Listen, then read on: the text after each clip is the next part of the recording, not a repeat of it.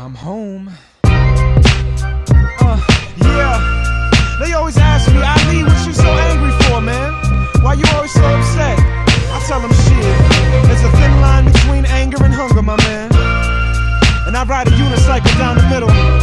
You might catch me. What's up, y'all? It's brother Ali. Talking to a camera on the other side of that just camera. me and where I'm coming from. Lights and passes and shadows on the sun. My people, I Listen, get your buzz up. I'm here with brother Ali. Ron says legend over here. What's good, homie? What's up? I mean, before we even get into anything, how's the tour going? It's great, man.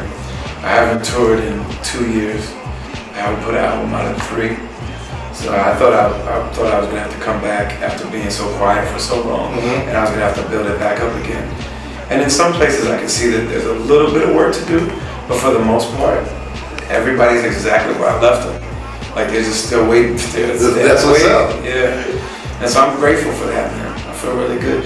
And now that I have a live band, and now that I've been, working with producers, I was so exclusively with them, and now that I did this thing with Jake One, it kind of opened the door, both for recording and for performing.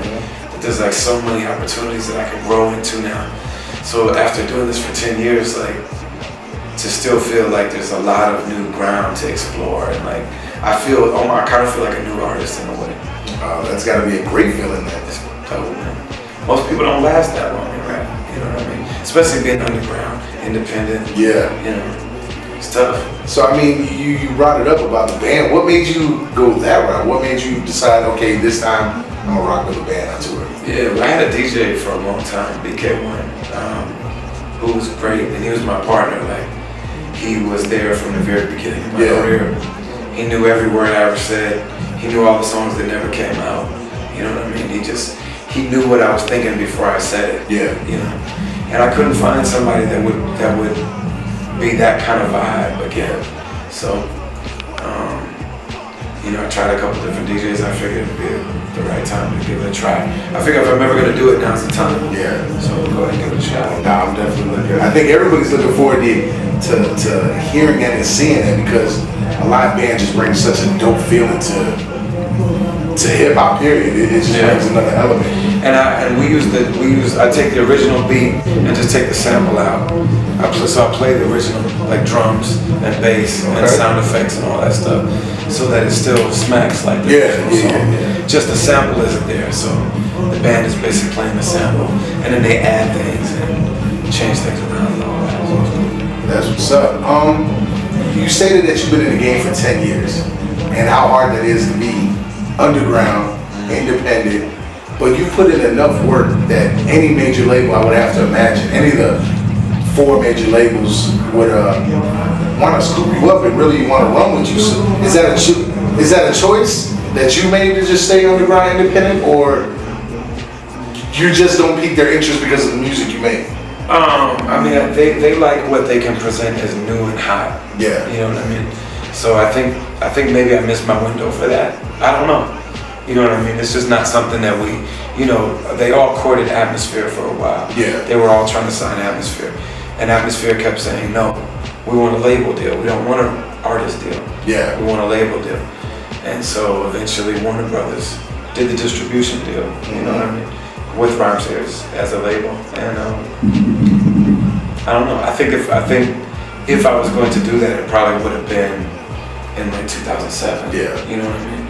I don't think, artists like me, like, I just don't think that that's where it's at. Yeah. 10 years ago, that probably would have been different. Yeah. 15 years ago, it definitely would have been different. Yes. You know what I mean?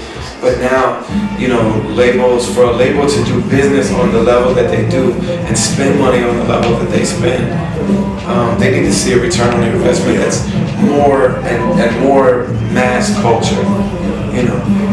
Labels can't really afford to spend money on niche things anymore. Yeah. You know what I'm saying? And I'm a niche thing. I'm a successful niche, but I'm a niche.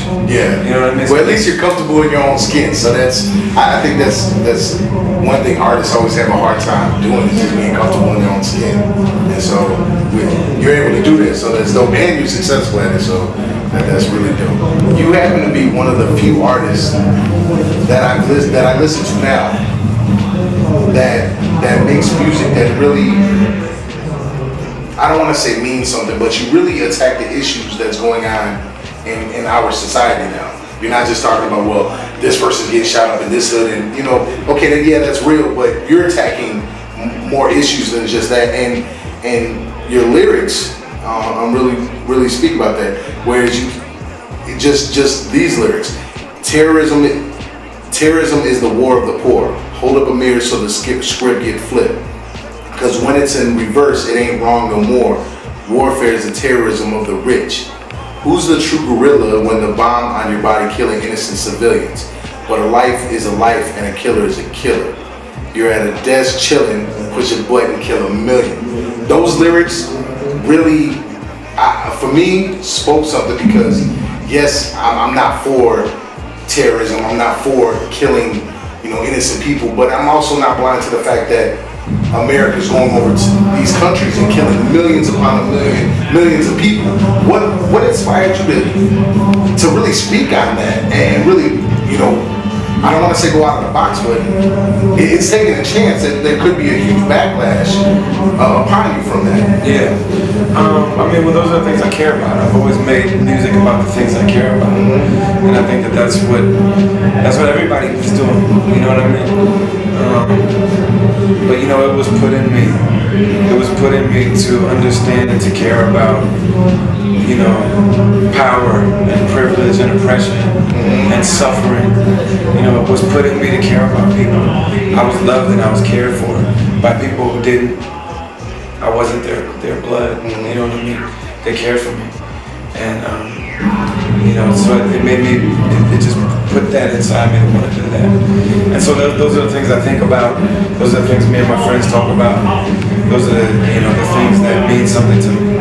So that, you know, I made music before that was about my own personal life and all that other stuff, and still do.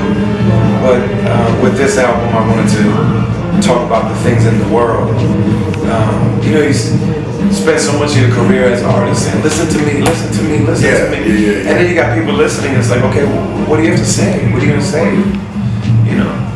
And I got to a point where I almost didn't know if I wanted to do this anymore. And I realized that for me to do it, it has to mean something. It's not that I didn't want to do it anymore, it's that I was a little concerned about whether or not people would want to hear me say the things that are really in my heart. And after a while, I realized I can't be worried about that. I'm an artist. Yeah. I'm not, you know, I'm not a businessman. I'm not a marketing guy. I'm an artist. I make art because I care about it. You know what I mean? And so I had to make the art that made the most sense to me. And if that meant that nobody liked it, and I have to go get a job and make my music on the side, then that's what I did for, you know, 22 years or 25 years or something before I started doing this professionally. Because, you know, I mean, I worked a job or do whatever and then make my music at night. And I would go right back to that if I have to, you know.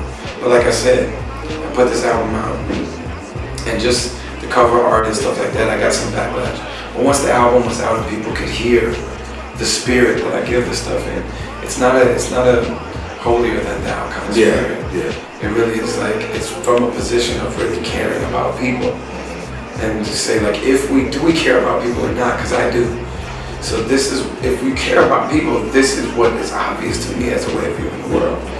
And it's, you know, I think it's very hard for people to really diss that. No, that's dope, and that's, honestly, that's some real shit right there. So I mean, that's dope to hear from you. Dope from hearing it from an artist that's been in the game for a long time that just decided I'm gonna take this stance. I'm gonna just tell it out. It happens a lot in other kinds of music where artists are encouraged to mature into men. Exactly. You know, you see you guys like Jackson Brown. I played in Madison with Tom Morello from Rage Against the Machine, Jackson Brown. Not too long ago. And you know, Jackson Brown didn't start out that way. Like he started out as just, you know, he was making like folksy kind of songs, and you know, ladies liked him, and he, you know, he had that running on empty, running on. It's in Forrest Gump. running on empty. Yeah, that's a hit record. You know what I mean? And but you grow, and after a while, all the things that when you were young, you were struggling to get, and then you get them. It's like, okay, now what? You know what I mean? Yeah. And if you're a shallow person, then you're like, bitches, I got mine. But if if you care about people, then once you're secure, you're like, well, how come everybody can't live like this? Yeah. How come everybody can't be secure? Well, I hope that more artists take the time, more younger artists breaking into the game, or artists just trying to get on, actually listen to the message that you're saying and understand. Well, cool. I might make this music to get in the game, but once I'm in the game, well, cool. Let me speak about something. And so there's I think a lot of them are, man. Like I think, like Kendrick Lamar. They're not like a lot of younger dudes. They don't believe in the old categories that we had when we were kids. So, which is great, because we had gangster rappers and conscious rappers. Yep. You know what I mean? And then we have happy rappers. You know what I'm saying? A party. Kid and Play, Heavy D. Yeah. That's it. And you almost had to choose teams or something, or like it was hard to mix that music. Yeah, it was very rare you could. I don't know. I'm 32, so I'm an old hip hop head. So I mean, it was definitely, for me, it had to be in a mold to listen to this artist or this artist, because they were only going to speak about one thing. So I had to be in the right mindset to do that. And so no, I definitely feel you that I think artists today are definitely bringing something. I can put in a CD of a Kendrick Lamar and be good on that. That's all together, you know what I mean? Like there's not so much gangster shit like there used to be. It's more like lifestyle. Like if you look at like Wiz Khalifa, he's a gangster rapper, but without any of the crime and violence. You know what I mean? But it's that lifestyle of like, being fly and, having women and all that stuff. That's like lifestyle rap, like replace gangster rap. So you got like Kendrick is a great example because he does lifestyle stuff, but there's social commentary in there too. Exactly. Exactly. I mean, that's it for me, homie. I'm not gonna hold you up anymore, but thank you for sitting down, chilling with us, and having this interview. And I wish you nothing but the best on the tour. Thank you, man. Appreciate it.